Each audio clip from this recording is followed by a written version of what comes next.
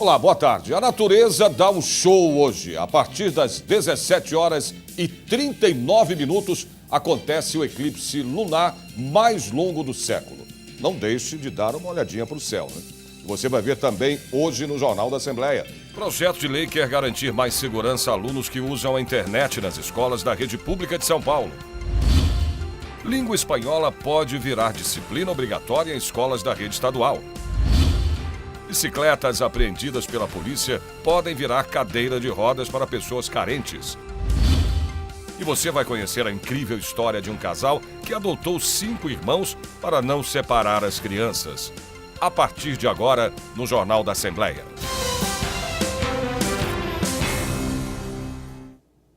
O deputado Fernando Capês, do PSDB, recebe hoje um grupo de promotores de justiça aqui na Assembleia Legislativa.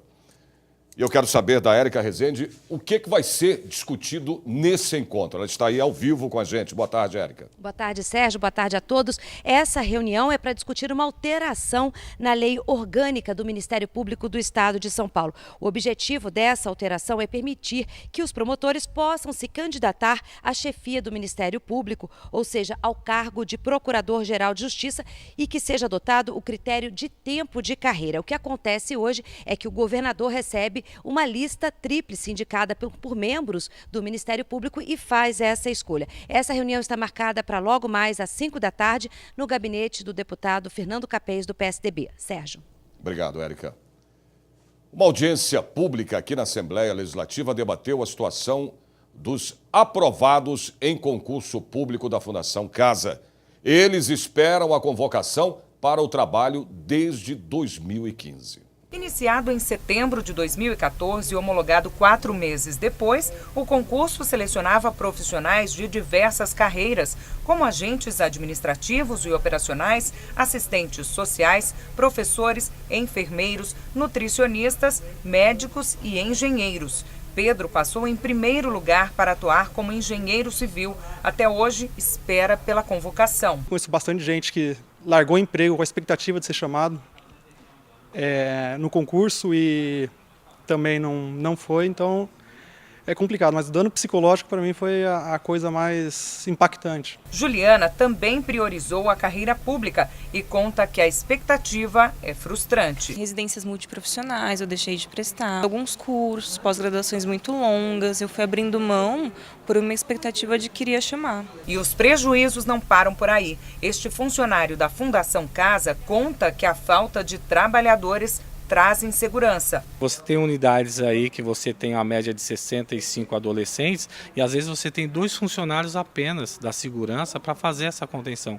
Então é muito pouco, ou seja, é impossível manter uma disciplina. Representantes de sindicatos também participaram das discussões. Nós temos lá um trabalho muito árduo, porque nós temos que cuidar desse adolescente em conflito à lei e ao mesmo tempo lutar para devolvê-lo para a sociedade, ressocializá-lo.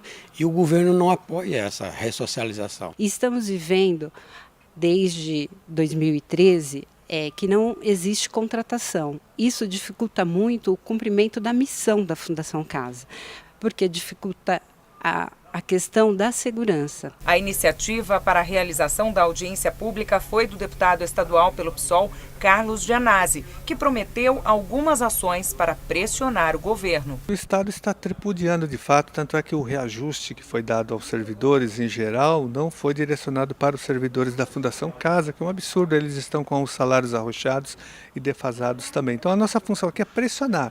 A audiência pública é um instrumento de luta, de resistência, de denúncia e de cobrança do Executivo. Por isso que nós queremos ouvir aqui os aprovados, o sindicato e fazer pressão para que o governo faça a chamada imediata. Talvez daqui nós possamos encaminhar uma representação ao Ministério Público, ao Tribunal de Contas, denunciando essa irresponsabilidade do Estado. A população de São Paulo já utiliza o serviço de Defensoria Pública do posto instalado aqui no Palácio 9 de Julho, sede da Assembleia Legislativa. Os deputados ressaltam que as portas da Assembleia estão abertas para quem precisa de auxílio jurídico. Um local, um espaço de atendimento à população carente.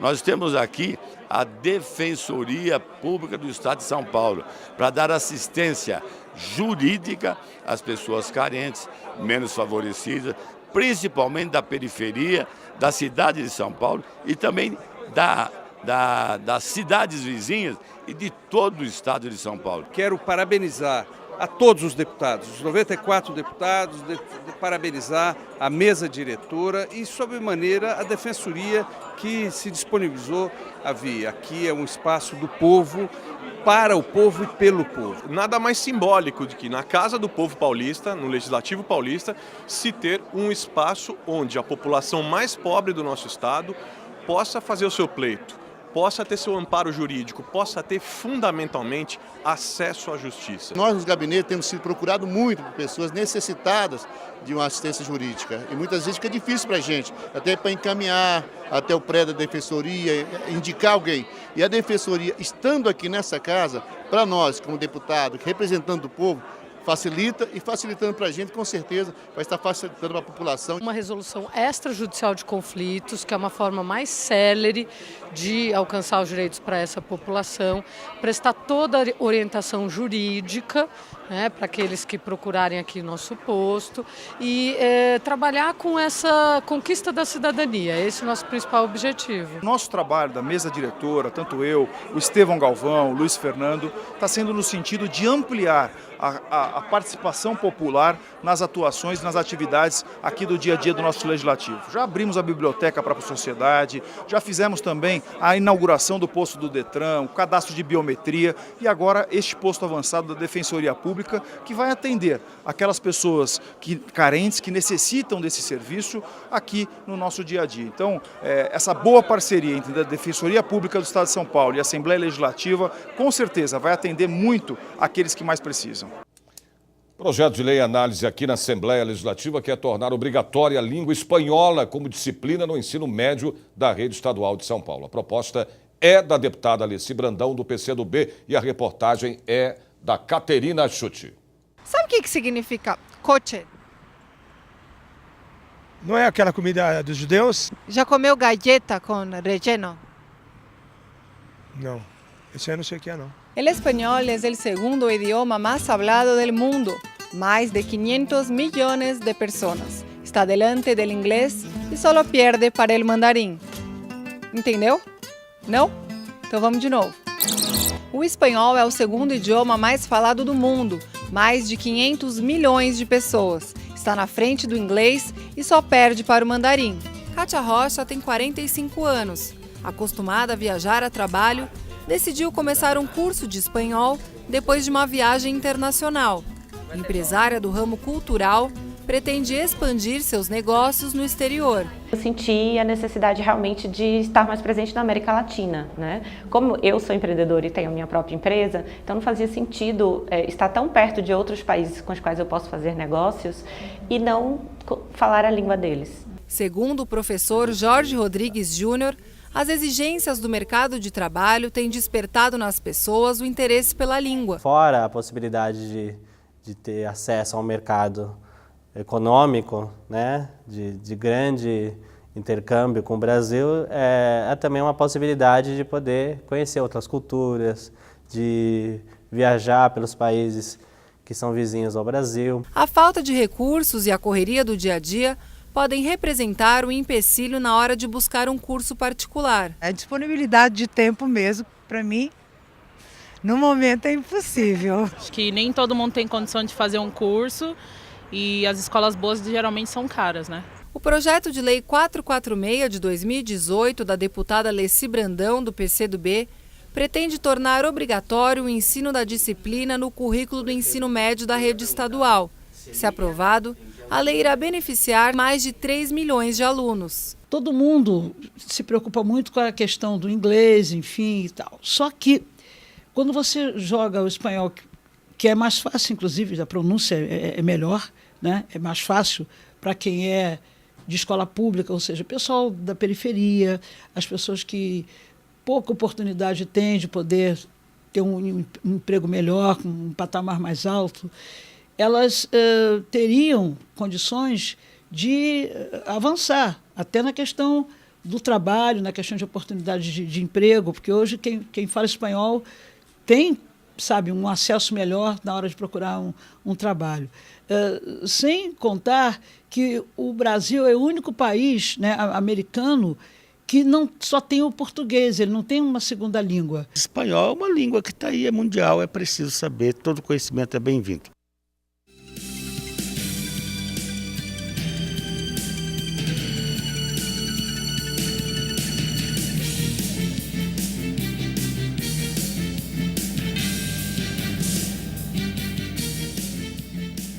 Projeto de lei quer garantir mais segurança a alunos que usam a internet nas escolas da rede pública de São Paulo. Nós voltamos em um minutinho. Até já. O SOS Racismo promoveu o 4º Prêmio Jovens do Axé na Assembleia Legislativa de São Paulo. O repórter Marcos Boemerade acompanhou. O evento premiou jovens das religiões de matriz africana. O trabalho em diversos terreiros tem como objetivo desenvolver atividades voluntárias, contribuindo com a educação e desenvolvimento de todos.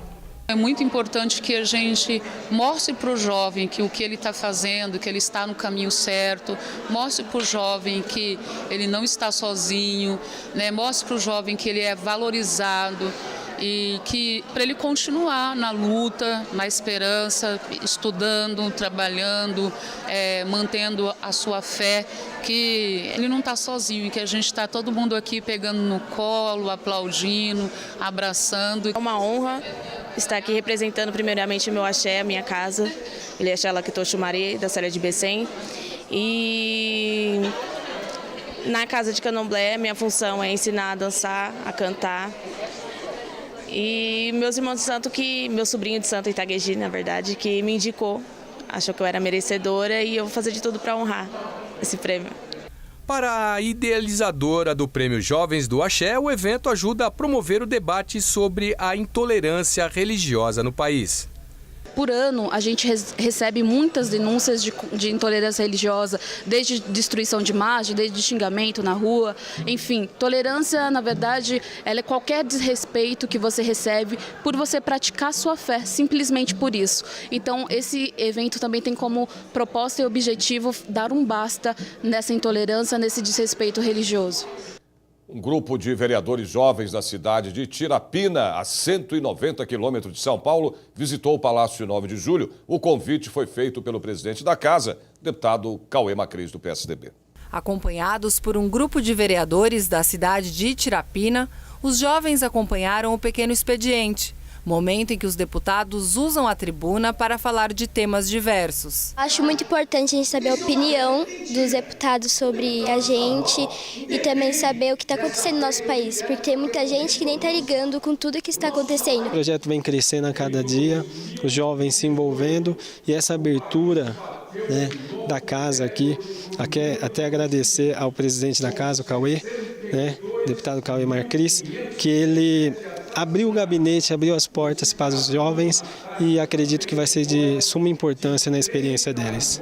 A vinda ao Palácio 9 de Julho foi um convite do presidente Cauê Macris, do PSDB, que recebeu o grupo no Salão Nobre, junto com a deputada Célia Leão, também do PSDB. No local, uma surpresa. Os visitantes foram presenteados com a Constituição do Estado de São Paulo. Serviu bastante para abrir a nossa mente, para a gente ter uma ideia melhor de como funciona a política, que não é só aquilo que a gente vê, que aparece nas televisões. A juventude é o futuro da nossa nação, é o futuro do nosso país. O que nós queremos é que eles conheçam como funciona, né, o poder legislativo estadual, os municipais e esse projeto de Tirapina da Câmara Jovem, né, que também traz os seus vereadores jovens aqui para conhecer a sede do poder legislativo estadual, para que futuramente eles possam ser as pessoas que cobrem a atuação de cada um dos parlamentares. Bom, se você também quer conhecer o maior parlamento estadual do país, entre em contato com a diretoria de comunicação da Assembleia Legislativa e faça a sua agenda. Anote aí os telefones, é o 011-3886-6626 ou 3886-6628. O acesso à internet nas escolas faz parte do processo de aprendizagem moderno, mas é preciso garantir segurança para as crianças e adolescentes para navegar na rede. O deputado Adilson Rossi, do PSB, criou um projeto de lei que pretende instalar filtros na internet em todas as escolas da rede pública de ensino. Essa turma do 3º ano do ensino médio da Escola Estadual Professor Napoleão de Carvalho Freire, na Zona Sul de São Paulo, utiliza o computador durante as aulas. E quem quiser pode ficar um pouco mais. É uma boa sempre você abrir, porque você quebra um pouquinho. Então, por exemplo, eu gosto de, enquanto escuto o YouTube, deixo música numa aba e pesquiso na outra. A professora Adriane explica que para esses alunos acostumados à tecnologia, a internet faz parte do aprendizado e é uma ferramenta importante. Mas ela precisa ficar atenta ao conteúdo que eles estão vendo. Quando eles se cansam, eles acabam desviando um pouco o foco. Mas a gente tem que nós precisamos ficar em cima, não adianta virar as costas e deixar o aluno por conta, porque quando ele se cansa, principalmente, ele começa a desviar o assunto. Na sala tem faixas imensas com informações para o uso da internet da escola e mostra também a punição para quem desobedecer às regras. Ainda assim, não é suficiente. Um projeto de lei em tramitação na Assembleia Legislativa quer tornar obrigatória a instalação de filtro na internet em todas as escolas da rede pública do estado de São Paulo. O projeto de lei é o de número 1118 de 2015, de autoria do deputado Adilson Rossi, do PSB.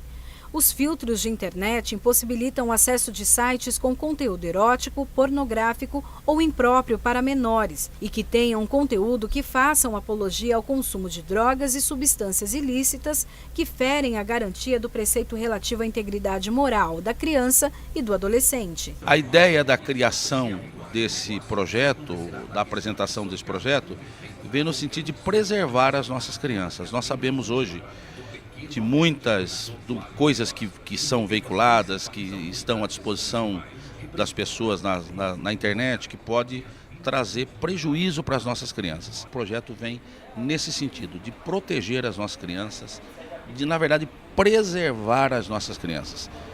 Pelo menos por um tempo, enquanto a gente pode fazer isso. Os crimes mais comuns na internet envolvendo crianças são a calúnia, injúria, difamação, a ameaça, que são conhecidas como cyberbullying. Isso é muito comum, principalmente com a criação de perfis fakes e grupos de WhatsApp, e a pornografia infantil. Tão graves e tão ruins quanto os desdobramentos judiciais são os desdobramentos psicológicos, que muitas vezes acabam sendo irreversíveis e acabam gerando problemas de todas as ordens, até muitas vezes em suicídio. Os estudantes concordam com o projeto de lei. Eu acho isso muito bom, porque o que acontece? Muitas vezes o professor está empenhado em passar uma matéria nova, porque realmente a tecnologia hoje em dia ela ajuda muito. Aí tem um aluno ou outro, mesmo que seja só um, que vai ver um conteúdo diferente. Aí acaba que ele vai chamar o outro e vai chamar o outro, e isso acaba que a gente não consegue ter um aproveitamento da aula que o professor quer passar, com a inovação da tecnologia e tudo mais.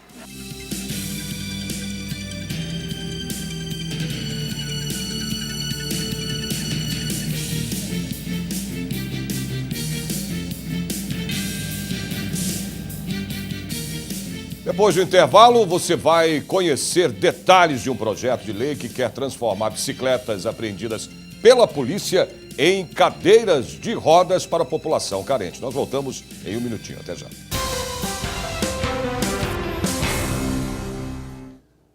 O projeto de lei em discussão aqui no Parlamento Paulista pretende adaptar bicicletas apreendidas pela polícia em equipamentos que facilitem a vida de quem tem deficiência física. As rodas de uma bicicleta que era usada por um criminoso passam a ser usadas numa cadeira de rodas, por exemplo. Veja agora na reportagem do Jeremias Gomes. Segundo o IBGE, no país, 7 em cada 100 brasileiros afirmam ter algum grau de deficiência motora. Há 18 anos, um acidente de carro deixou Ronaldo tetraplégico. Eu voltava da festa do Peão de Barretos e aí a estrutura do carro sustentou o meu corpo e deixou a minha cabeça livre para chicotear. E foi isso que aconteceu, né? Um chicote de pescoço.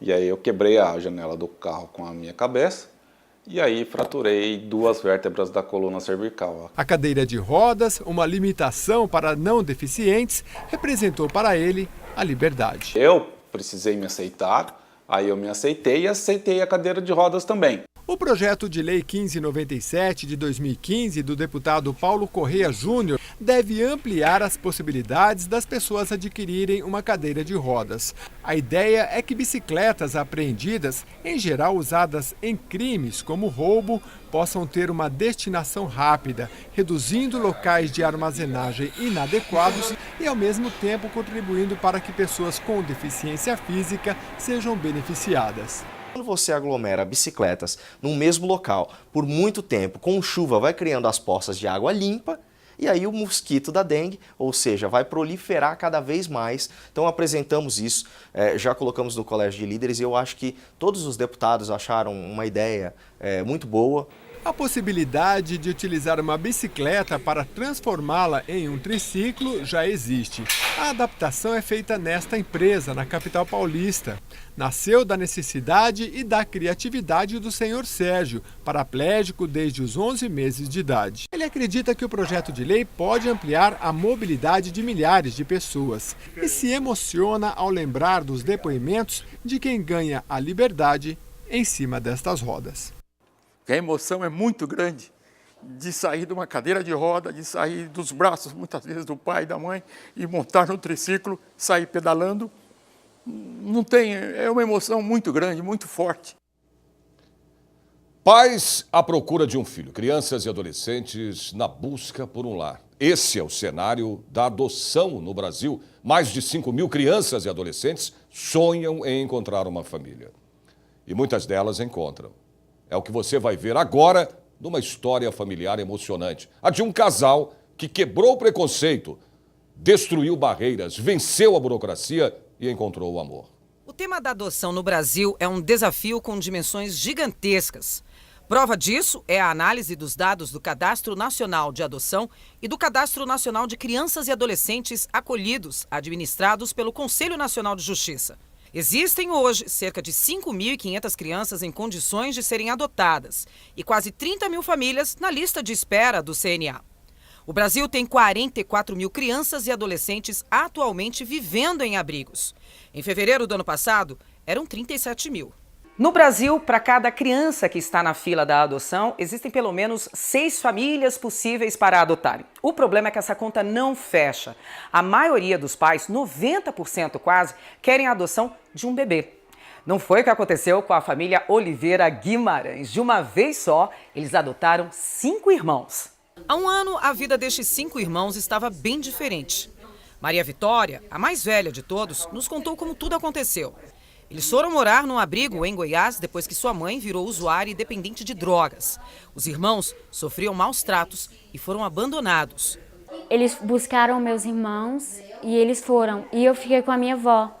Aí depois, passou uma semana, eles foram me buscar. Os 5 ainda foram morar com um tio, mas não deu certo. Foi quando tudo mudou. Veranilda já trabalhava no mesmo abrigo que as crianças viviam como diretora e presenciou a situação dos 5 irmãos. Essas 5 crianças era algo que, aos nossos olhos, que trabalhamos na área social, também do juiz, quem queria adotar 5 crianças? Vocês.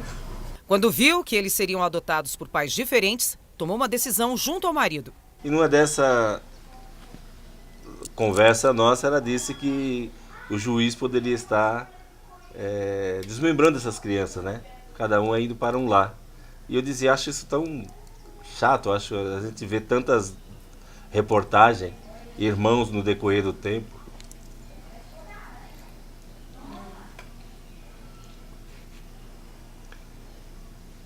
Emociona, né? Mas é um sentimento bom? Com certeza.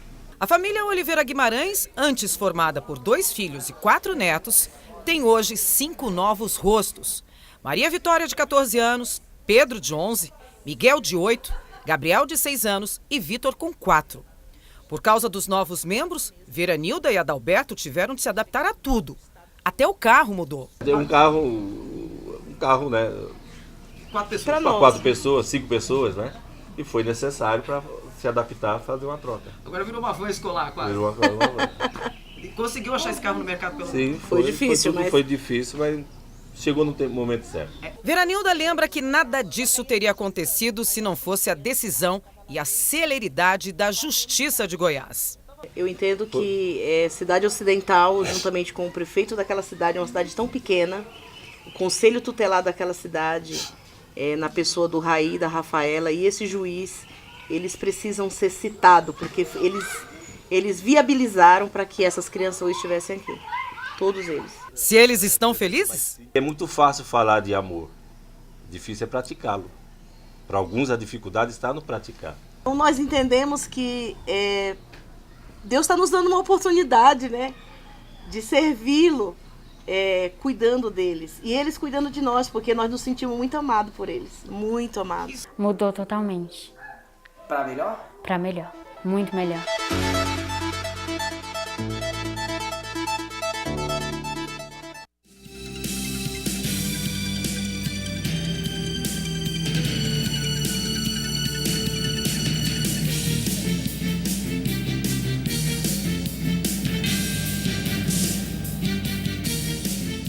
O Jornal da Assembleia desta sexta-feira termina aqui. Lembrando a você que a partir das 2h30 da tarde a TV Alesp transmite ao vivo a sessão plenária. Você também pode assistir pelo YouTube e através do nosso site, que é o al.sp.gov.br.